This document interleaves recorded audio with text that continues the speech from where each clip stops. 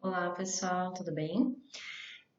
Meu nome é Aline, eu sou fisioterapeuta, especialista em terapia intensiva adulto e em fisioterapia respiratória pela Sobrafir Cofito e atualmente trabalho na UTI do Instituto de Cardiologia de Santa Catarina. Bom, meu objetivo com esse vídeo é falar um pouquinho sobre o ajuste inicial da ventilação mecânica no paciente com Covid-19 que evolui para insuficiência respiratória, tá? Em primeiro lugar, assim, é importante a gente ter em mente quais os objetivos da ventilação desse paciente, né? Então, o objetivo da ventilação nesse paciente é proteção pulmonar acima de tudo, né? Então, é um doente que inicialmente parece apresentar uma complacência normal, certo? Então, mais fácil de ventilar, e não precisando de altas PIPs elevadas, mas que muitas vezes evolui para SARA, né? Para uma condição bem parecida com a SARA, com algumas características, né, especiais. Nós temos ainda aí muita coisa a esclarecer, muitas dúvidas que ainda estão em aberto, né? Mas basicamente nós sabemos isso. De qualquer forma, mesmo que esse doente ainda não evolua com redução da complacência pulmonar, o nosso objetivo é proteger esse pulmão justamente para não causar lesão pulmonar induzida pela ventilação mecânica e, consequentemente, não piorar o quadro do paciente. Tá? Ele é um doente suscetível a evoluir com alterações de parênquima pulmonar, com extravasamento de líquido e, consequentemente, afetando muitas vezes a mecânica respiratória, como reduzindo a complacência pulmonar. Então, quanto menos lesão eu causar, melhor.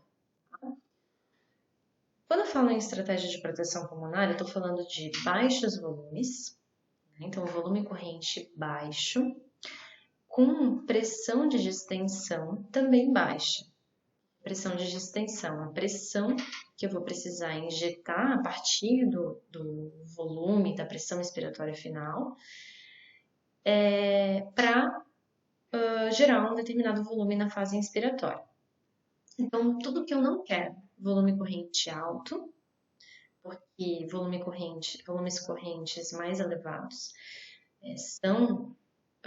predispõem para lesão pulmonar, né? Pensa que eu vou insuflar e desinsuflar ciclicamente esse meu pulmão e, consequentemente, quanto mais volume eu colocar, mais lesão eu vou causar, mais processo inflamatório eu posso gerar, certo?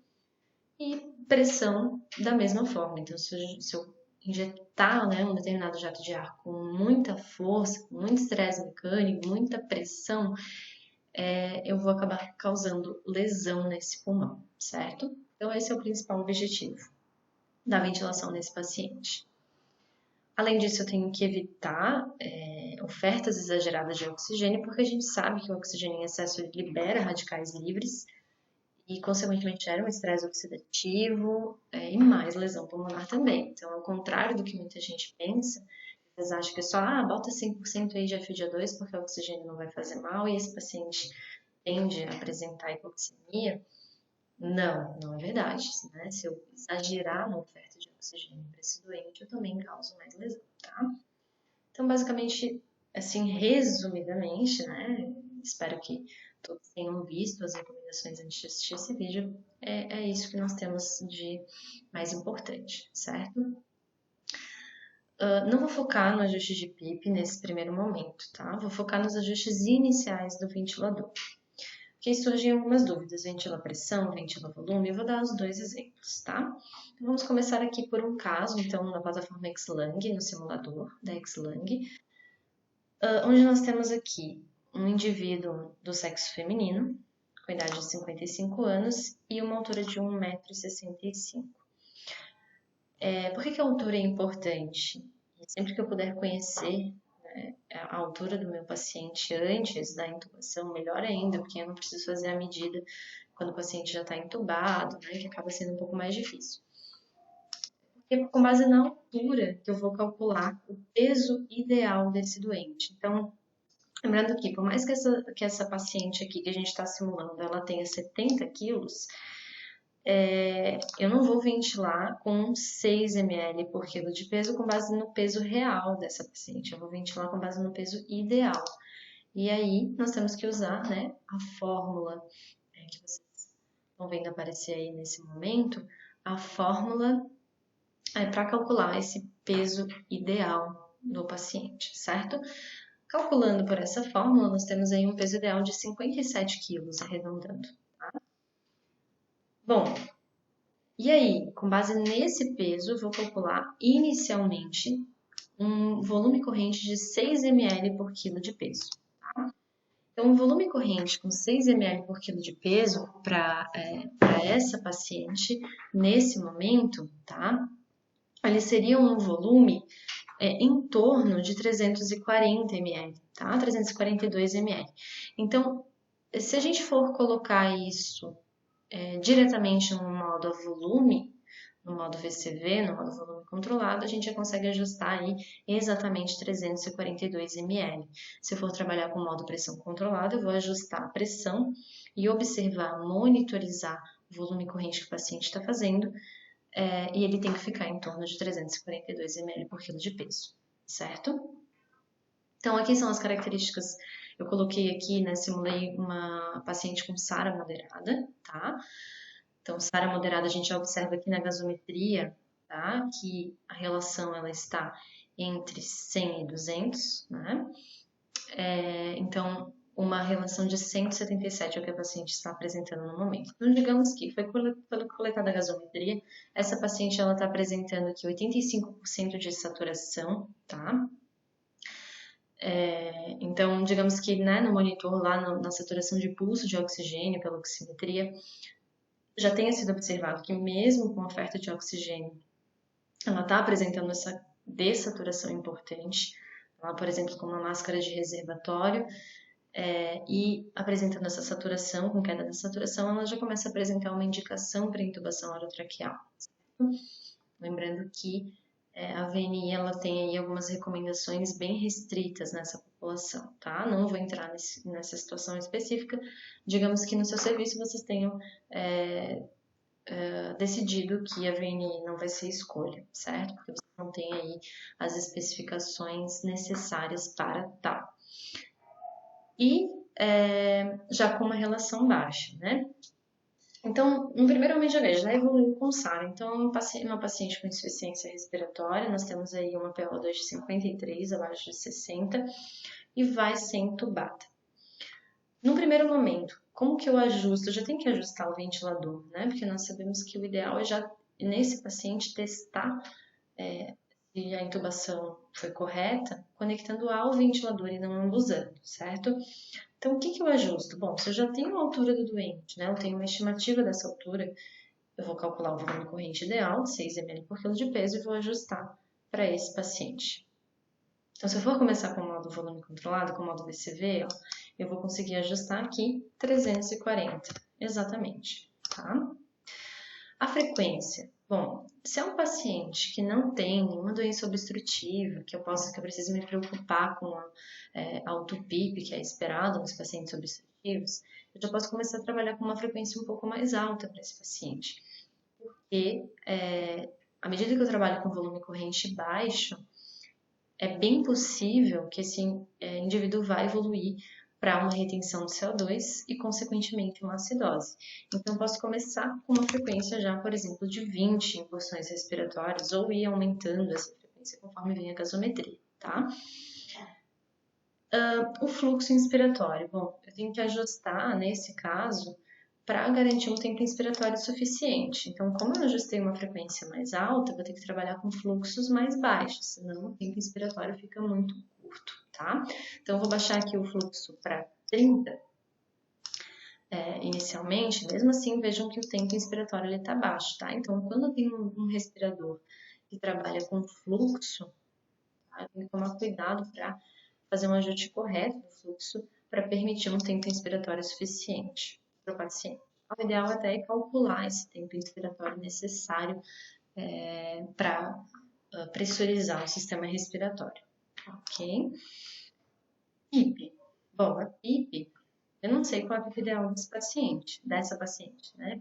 Eu teria que primeiro entubá-la para depois poder fazer a titulação. Então, inicialmente, né, o que nós temos visto aí de recomendação é iniciar com uma PIP de 8 a 10, né? Tem gente recomendando 10, já vi até gente recomendando de 13 a 15, o que eu acho um exagero, porque é uma PIP mais elevada, né? E a gente sabe que alguns doentes não necessariamente cursam com baixa complacência pulmonar e com necessidade de altas PIPs. Então, eu recomendo iniciar entre 8 a 10, tá? E observar como esse doente vai ficar, ok? Numa próxima gasometria. Vamos iniciar aí com 10, tá? Considerando que eu já tenho uma relação mais baixa nesse caso. Então, PIP de 10, FIDA2, né? A gente ajusta inicialmente em 100% para o primeiro momento de intubação, mas vocês vão perceber que à medida que a saturação vai melhorando, a gente já vai ajustando e reduzindo essa FIDA2 para não deixar esse doente com FIDA2 muito alta, ok? Então, sensibilidade aqui eu vou ajustar fluxo, né? Ou pode ser pressão, enfim. A gente normalmente costuma preferir a sensibilidade a fluxo no momento inicial, porque ela é mais sensível. Mas nesse momento, é importante que o paciente ele fique bem sedado e, se necessário, ainda curarizado por pelo menos 48 horas, né, para que a gente consiga manter ele numa estratégia protetora, entregue a ventilação até ele apresentar uma melhora e, consequentemente, poder evoluir para um desmame da ventilação, certo? Ok, fiz os ajustes, vou confirmar e vamos começar aqui a ventilar o nosso paciente. Então, o que eu vou ter que fazer a partir de agora?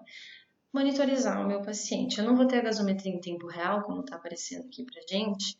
O que eu vou ter é a oximetria de pulso em tempo real, certo? Então, vamos simular que a saturação de pulso pela oximetria estivesse apresentando a mesma coisa que a saturação aqui da gasometria, tá? Então, vou monitorizar o meu paciente com esses parâmetros. O que eu tenho que monitorizar? Tá? Saturação, obviamente. Tenho que monitorizar pressão de platô e driving pressure, certo? Então, só pela saturação de pulso aqui eu já consigo observar que o meu paciente não precisa de 100% de FiO2, ok? Então, eu vou baixar aqui esse FiO2 já para 80 e a gente vai monitorizando a saturação do paciente. Em quanto que tem que ficar essa saturação? Bom, a gente vê recomendações diferentes. Em alguns locais recomendam de 88 a 92, em outros de 90 a 96, e nós temos ainda recomendações de 92 a 96. Estipule um alvo, né? Lembre-se que quanto mais grave for o seu paciente, maior a tendência de ele apresentar uma saturação menor. Então, muitas vezes você pode tolerar uma faixa um pouco mais baixa, certo? Não é o contrário, quanto mais grave, mais oxigênio eu dou, mais ele tem que saturar. Não, não é verdade. Quanto mais grave ele é, mais você deve esperar que a saturação dele seja mais baixa, ok? Ó, continua aqui alta, posso ir baixando o FiO2 dele, para que ele mantenha uma saturação de no máximo 96, não mais do que isso, tá? Então, eu vou baixando, já nesse momento inicial eu já posso fazer isso, já posso, tá? À medida que, claro que eu tenho que esperar às vezes o paciente ficar um pouco mais estável para conseguir baixar a FiO2, porque no momento inicial ele vai estar dessaturando, até acontecer a intubação pode ser que ele dessature bastante, e aí eu espero um pouco ele ficar mais estável e depois eu vou ajustando a FiO2, ok? Não preciso esperar uma nova gasometria para isso. Fazer o ajuste inicial da FiO2 e depois, a partir disso, a partir da saturação ideal, pedir uma nova gasometria em torno de meia, uma hora depois. Okay? Posso baixar ainda mais um pouquinho, vou deixar aqui em 50% e provavelmente essa paciente vai acabar saturando aí em torno de 92 a 96. Ok? Outra coisa que eu devo me preocupar, já no momento inicial que esse paciente está ventilando, tá? Ó, já está em 96, então a gente pode manter aqui por enquanto em 50%.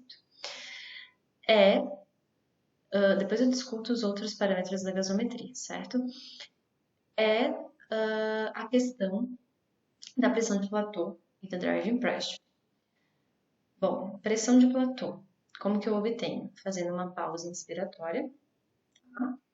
Pode ser uma pausa curta, né, de 0,5, 1 segundo, por exemplo. E aí, com essa pausa, né, zera-se o fluxo inspiratório e aí o ventilador me dá, né, a pressão aproximada ali de acomodação nos alvéolos, né, de abertura alveolar. E essa pressão de platô, ela não pode ultrapassar 30 centímetros de água. Então, isso é muito importante para a proteção pulmonar do meu doente. Então, não é pressão de pico, é pressão de platô. A pressão de pico aqui está em 31, tudo bem, tudo certo, tá? Mas eu tenho que monitorizar a pressão de platô, ok? Como que eu faço isso? Com pausa inspiratória. Então, eu posso fazer uma pausa manual no botão de pausa inspiratória do respirador, ou eu posso ajustar essa pausa para o paciente. Por exemplo, vou ajustar aqui uma pausa de 0,5 segundos. Quando eu ajusto uma pausa, o tempo de pausa, vocês vão observar aqui, ó, ele vai fazendo em todos os ciclos uma pausa inspiratória, tá?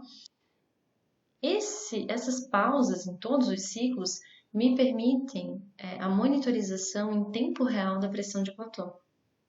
E isso é bastante interessante, né? Pensando nesse paciente. Então, vejam, a cada ciclo eu consigo observar a pressão de platô. Se houver variação disso, se começar a aumentar, eu vou ter uma melhor monitorização do meu doente. E aí vejam que a pressão de platô aí está ficando em torno de 24. Né? Então, está abaixo de 30 já nesse momento inicial.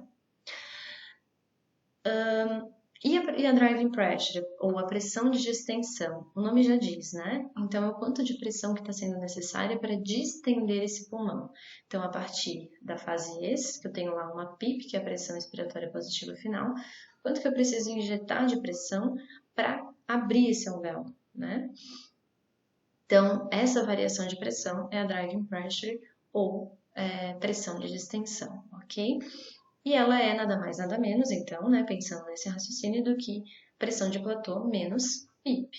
Então, pressão de platô 24 menos PIP 10, nós temos aí uma pressão de distensão, uma driving pressure, que a gente tanto escuta falar, abaixo de 15, que é o ideal para esses pacientes, ok?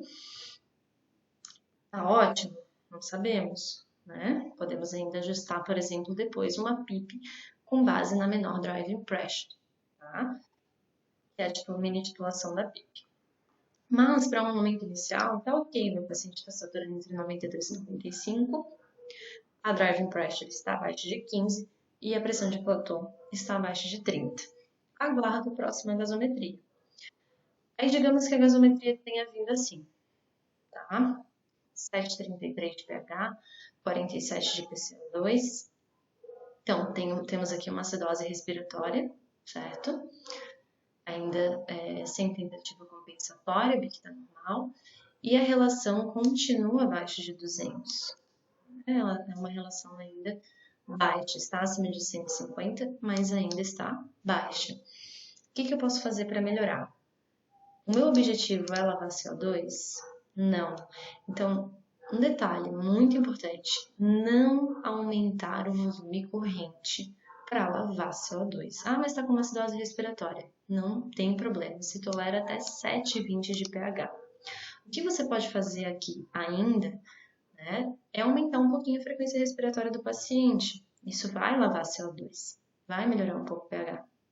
Mas, cuidado, porque ao aumentar a frequência respiratória, eu posso causar também mais lesão, tá? Além disso, eu também posso, aumentando a frequência respiratória, causar aprisionamento aéreo, porque eu não dou tempo suficiente para esvaziamento pulmonar. Então, não se emociona muito, né?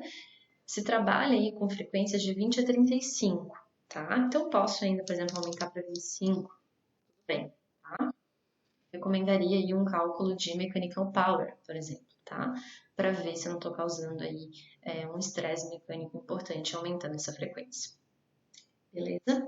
Então, isso se eu estivesse ventilando a volume controlado, VCV. Vejam, é muito fácil ventilar inicialmente em VCV se o paciente está bem entregue, porque eu tenho monitorização de tudo que eu preciso e eu tenho controle sobre o volume, então eu vou garantir que esse volume não vai ser acima de 6 ml por quilo de peso. Por isso, né, muitos especialistas falam que na fase inicial é melhor ventilar a volume. Mas, não, eu prefiro ventilar a pressão. Eu estou mais acostumado a ventilar a pressão. Não tem problema nenhum, ventile a pressão. Mas garanta que o seu paciente não vai fazer um volume acima de 6 ml por quilo de peso, senão você vai causar lesão. Então, qual é a minha preocupação do modo pressão controlada nesses pacientes na fase inicial? Muitas vezes, eu vou ajustar aqui, digamos que a gente fosse começar com pressão controlada, tá? Então, eu teria basicamente os mesmos parâmetros para ajustar, né? Só que com a diferença de eu poder ajustar o delta de pressão e eu não conseguir mais ajustar a pressão, o volume, né? Aí eu ajustei aqui o modo pressão controlada e coloquei vou colocar aqui, bom, deixei em 15, tá? Deixei em 15, que é o que estava antes, desculpa. Olha só, daí eu vou ter que monitorizar o volume. Vejam que o volume, ele ficou bem baixo, 300 ml. E aí, nessas horas, a pessoa que olha um volume corrente de 300, abaixo de 6 ml por quilo de peso, e às vezes se afoba, ela vai lá e aumenta. Vou colocar aqui, 18. Aumenta para 18 a pressão controlada do doente. Vai, consequentemente, aumentar o volume. Só que olha só, muitas vezes o que a gente vê na prática, na ventilação à pressão, é as pessoas não monitorizando adequadamente esse volume, elas só se preocupam se o volume está baixo. Quando o volume está alto, como é, por exemplo, aqui, ó, 364, acima de 6 ml por quilo de peso, é como se tivesse tudo bem. E não está tudo bem. Ah, mas está saturando melhor. Não está tudo bem, tá? Um volume corrente alto vai causar lesão. Só que isso a gente não vê, não é algo tão claro na nossa mente quando a gente está ventilando o paciente, né? Então, por isso é esquecido. Então, esse é o problema da pressão controlada. Não é que é pior ou melhor, é a falta de monitorização. Então, é muito mais fácil monitorizar quando o doente está em volume controlado. Tá? E outra coisa, outro detalhe, esse delta de pressão não é a driving pressure, tá? Muita gente confunde. Vejam que aqui está em 18 a pressão controlada e a driving pressure, tá? Que ele está calculando aqui com a pausa, está em 16, próximo de 17. Então, ó, já estou trabalhando com uma driving pressure maior. É a tendência. Tá? Outro detalhe. Essa driving pressure, essa pressão de platô não são completamente fidedignas quando a gente trabalha com pressão controlada. Ok? Então, a melhor forma de se calcular, de se obter a pressão de platô e, consequentemente, a driving pressure é no modo volume controlado. Então, a monitorização acaba sendo mais fácil e mais fidedigna no modo volume controlado. Ok? Então, assim, não, mesmo assim eu quero ventilar a pressão, eu prefiro. Sei lá, alguém me disse que é melhor. Eu acreditei na minha vida que é melhor, não sei dizer porquê, mas é melhor. Ou eu sou acostumada a ventilar a pressão, não sou acostumada a ventilar volume. Tudo bem, ventile a pressão, mas monitore seu paciente. Se acontecer isso que está acontecendo nesse momento, que o volume está acima de 6 ml por quilo de peso, o seu alarme tem que estar bem ajustado para que você baixe a pressão controlada a ponto de deixar esse volume em torno de 6 ml por quilo de peso, que é 340 neste caso. Perfeito? Então, acho que, assim, para uma parte inicial é isso. Obviamente, nesse caso, a gente poderia ainda, depois da primeira gasometria, titular a PIP ideal desse paciente, tá? Obviamente, também nesse caso, o ideal seria que nós tivéssemos uma capnografia para acompanhamento em tempo real da pressão de gás carbônico, né, exalado, que acaba correspondendo muito próximo, se não tiver um problema na mensuração, é um valor muito próximo da PCO2, né, da pressão arterial de gás carbônico. E com base nos ajustes eu poderia conseguir ainda reduzir a FiO2 desse paciente, então é um outro tema, tá? Mas aqui inicialmente eu queria abordar esse ajuste inicial e monitorização inicial do paciente com Covid-19, que precisa evoluir para ventilação, certo? Espero que tenha ajudado e obrigada pela atenção.